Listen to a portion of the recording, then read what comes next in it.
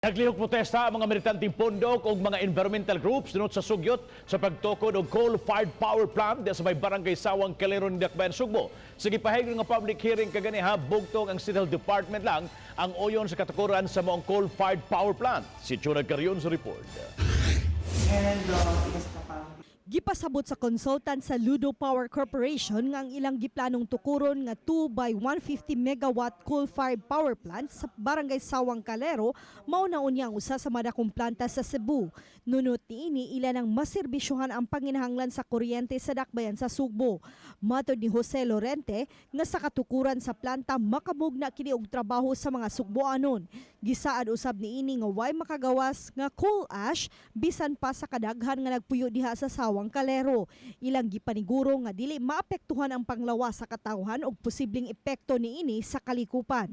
All of the power plants we operate in Luzon, we haven't had any experience of outfall precisely because of the state-of-the-art of technology that we have employed in order to remove the perception of the people on ashfall. And this is through the installation of electrostatic precipitators. These are highly efficient technology. Apan hugot nga gisupak sa mga environmental group o militanteng pundok ang katukuran sa coal-fired power plant. Sumapa nga ang coal dako gikatampo sa climate change o peligroso sa panglawas ug sa kalikupan.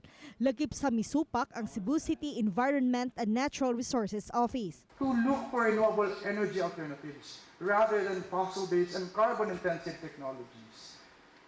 The decision to put up another coal plant in Cebu would be to undermine our very survival.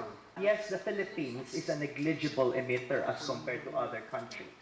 But the health benefits give us an extra reason why we should mitigate climate change, why we should cut our addiction to coal and transition to healthy renewable energy. Our stand, Madam, is we are not against for the additional power. Only it's not this kind of power plant. Bugtong ang Cebu City Health Department lang ang uyon sa maong plano. Natagbaw si Dr. Alma Corden sa proseso og mitigating measures nga gipasabot sa Ludo Power Corporation. We have no objection to the resolution. However, we would just like to point out two things. That the processes and the mitigating measures, as what was illustrated by the speaker, should be strictly followed and monitored.